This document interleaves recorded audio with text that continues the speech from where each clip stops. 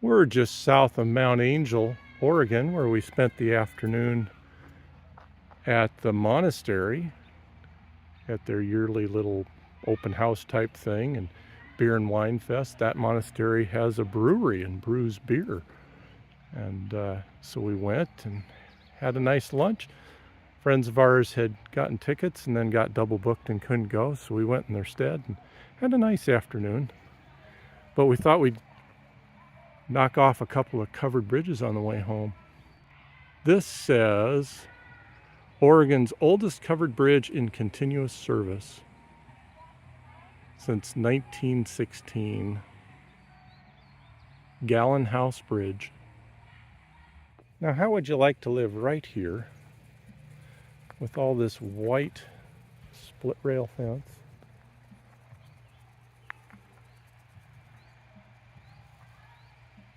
And turning around, this is your view.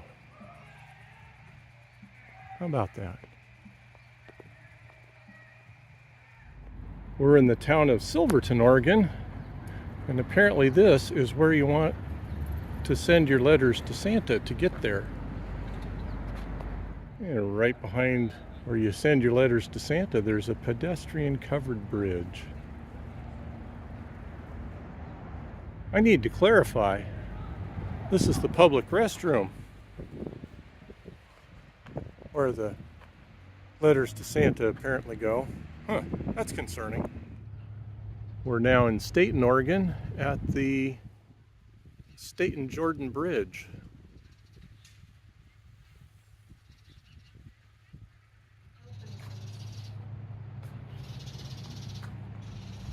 What do you like? These open ones, you can see the water. Yes, very pretty. Another little footbridge over there. I guess this has been demoted to footbridge duty. Had a very pretty little city park over here. Lots of picnic tables and shade. Very pleasant.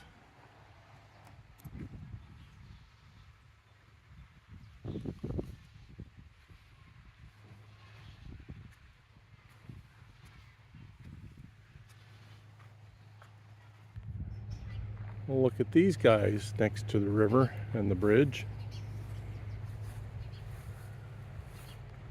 What are you little dudes?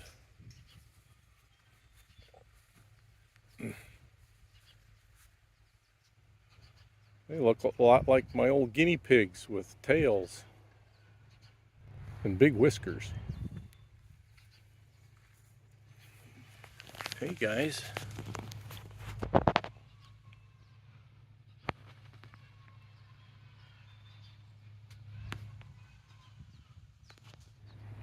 This is actually a small little backwater off of the Sandiam River. A much larger river. This looks like a little channel off the side.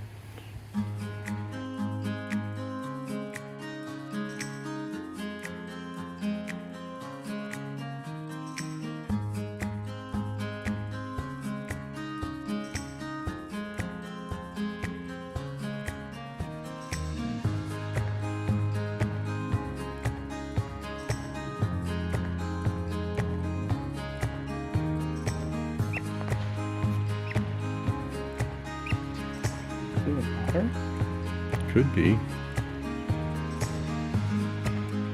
Kind of a pointy tail.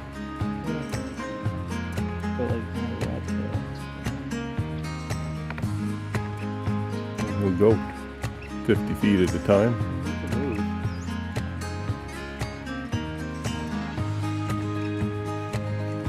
I'm here at Thistle Pond with my fishing buddy. Yeah, we got one already. He's down there. Yeah. And some trash. We didn't put the trash there though. And Thistle Pond is almost dried up for the season, but looks like we got a few more weeks left.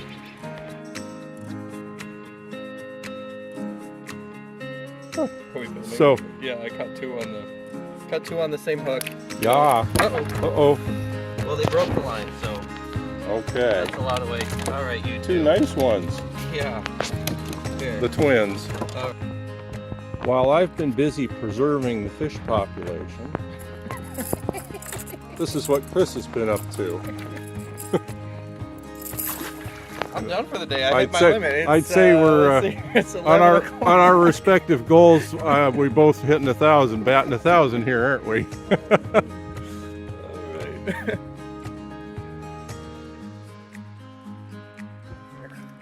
All right. Well, technically, Technically, if the government asks, Dad caught one. yeah. but we know better. Yeah. Dad got skunked. Yeah. All right, but Chris did okay. These guys, you can see their bright and shining faces. Yep. Yep. Absolutely. We're all happy campers. There go the mamas in their brood.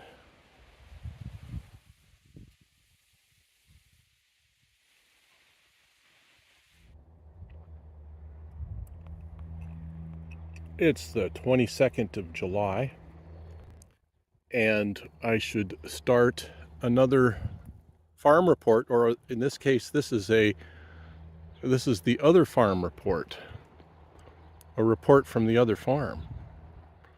We're in we're just starting our third week at our blueberry farming job at Radke's Blueberries.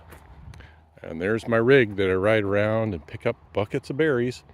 This morning I've been out doing a little picking for ourselves. These are Jersey berries. Jersey is the variety. Nice and sweet, and they're just coming on.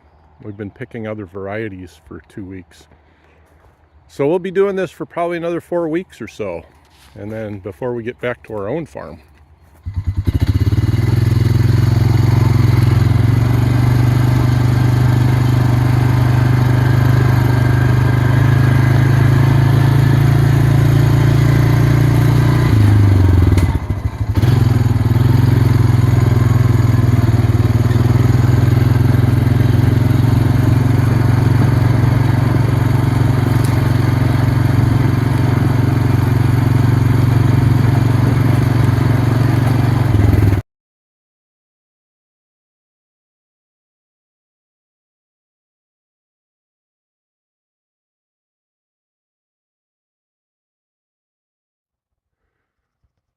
I've been taking care of our friendly neighborhood turkey vultures, which I think are magnificent birds,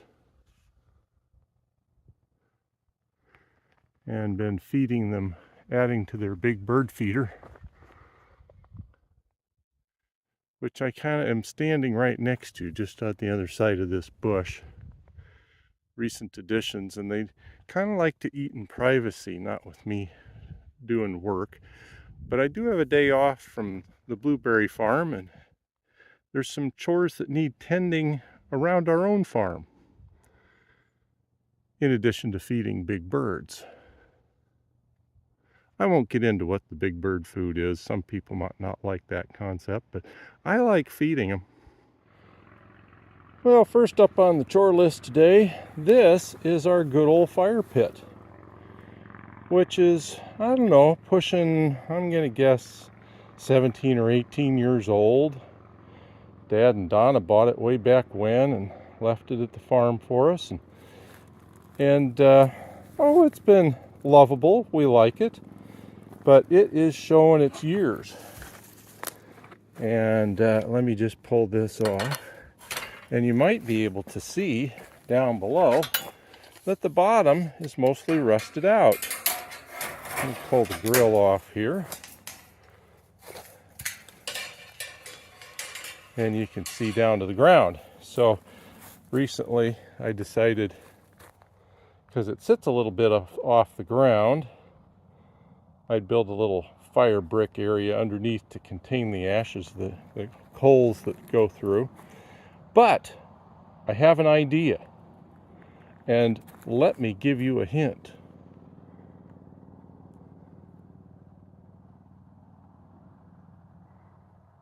Are you guessing? Let's see if you can guess. All right, after a little angle grinder, I'd say we're going to get another couple of good years out of that. Well, I was going to set up our old one and put this in the center of it so we could kind of have both, but I don't know. I got to looking at this and thought, what's it going to look like this way? I think we'll try it this way for a little while. Kept the old one around, kind of a hollow tube now. Set around it if we want, but I'm not sure it's accomplishing much other than looks, and it looks kind of old and rusty now. I beg your pardon. I never promised you an update on the rose garden. But I'll give you one anyway. I finally got some lava rock and filled in around those new ones there that we weeded around and dug down, got all that prepped and ready to go. So now what we're looking like in the backyard is starting there, going around at that corner. That was there, kind of established, but this is getting going behind the greenhouse.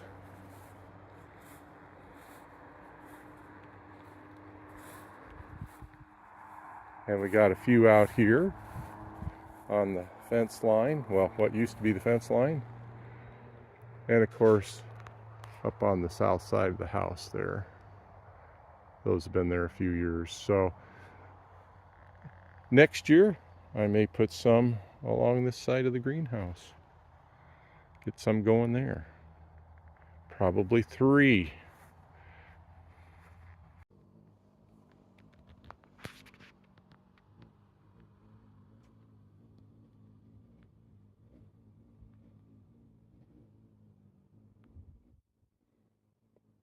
We're sharing a lunch together.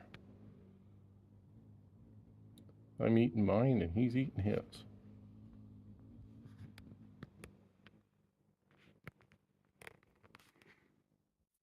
A wonderful view. And it's the little plums that are little bite-sized guys that are on the driveway down yonder.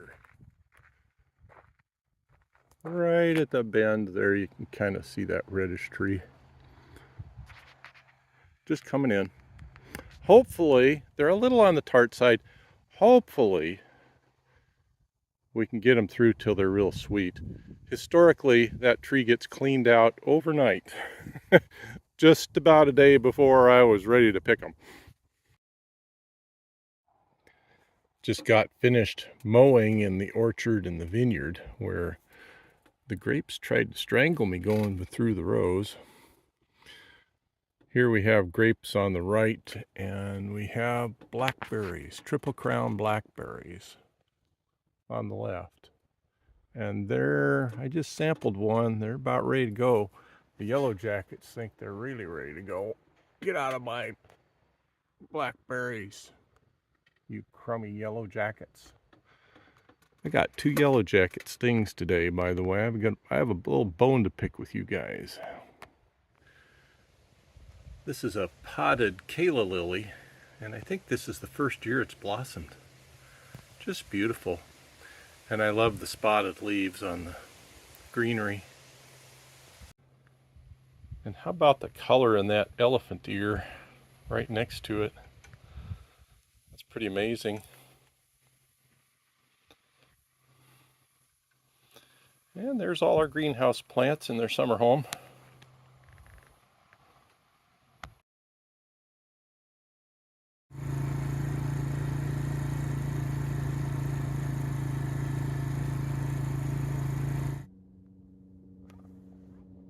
I'm taking a short break to do a little video here of this is a place for berry customers to come and hang out if they want to sit in the shade. Don't need a lot of shade today. It's kind of cloudy. Nice cool day. We've been having hot ones, so this is really welcome.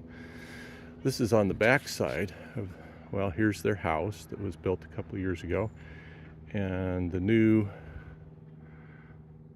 berry barn where we process berries. There's my rig. I come in this side, open that big door there, pull the berries off the trailer and weigh them up, and then we take them over to processing inside. But this is kind of my area back here. Buckets drying after having been scrubbed over at the scrubbing station. And here we got the front side where we do our selling and sorting inside.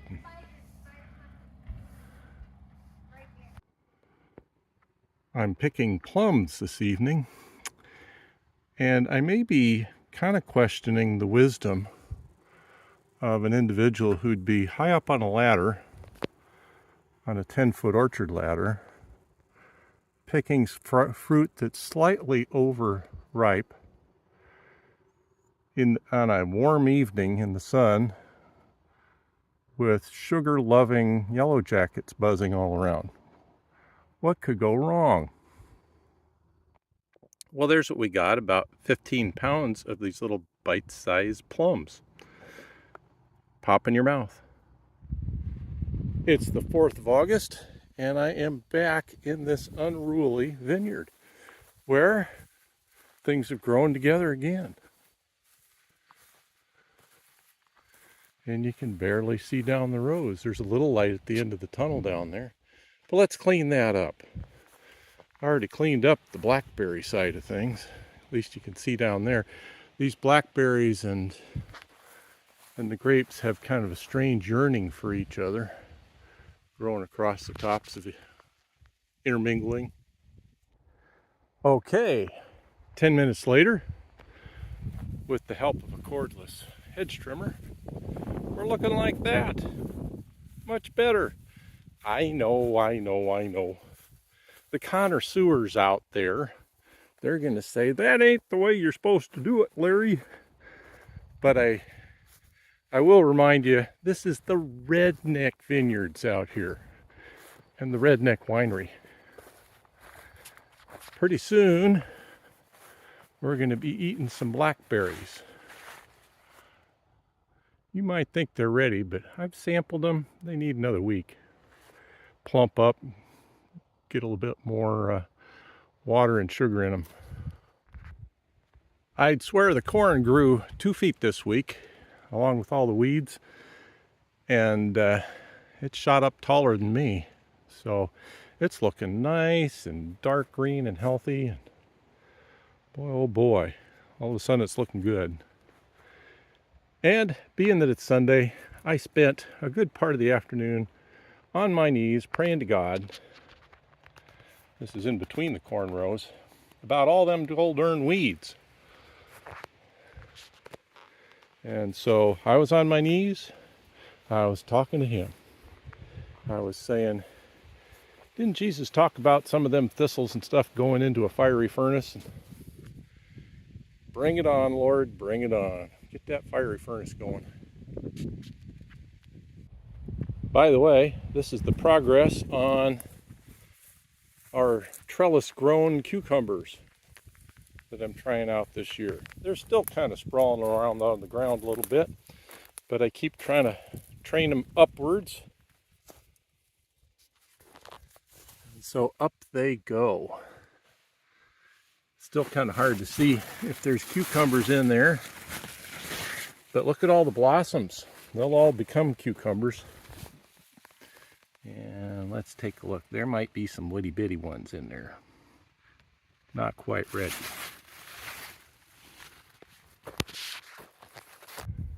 The raspberries, for some reason, are looking like they need to go into hospice this year. I don't know what's going on with them, but we won't be having, there's a few out there, but won't be having more than a handful this year. I put some extra woven wire around these tomatoes, and boy, has it made a difference. I think the deer were in here mowing the lawn every other night, so to speak, keeping them trimmed back. But boy, they've suddenly turned deep green and are taking off and outgrowing. This one's as tall as me, this cherry tomato. And we have our first cucumber harvest. Look forward to trying those out. We got some pole beans going here. on the other side of the corn.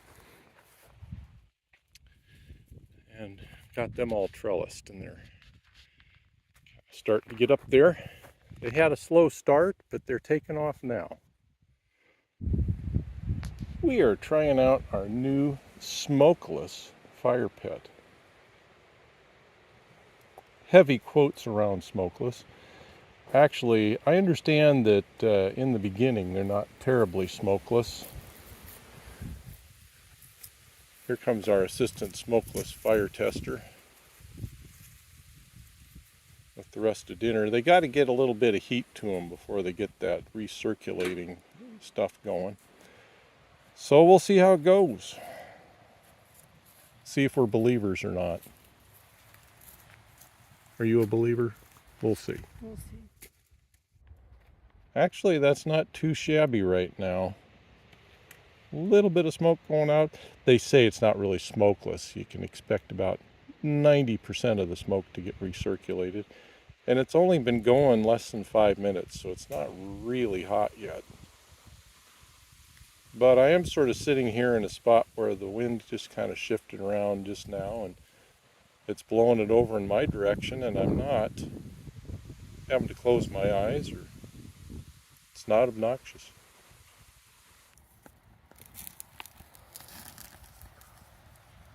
That's a pretty nice fire. So far I might have to give this smokeless fire pit a couple of thumbs up.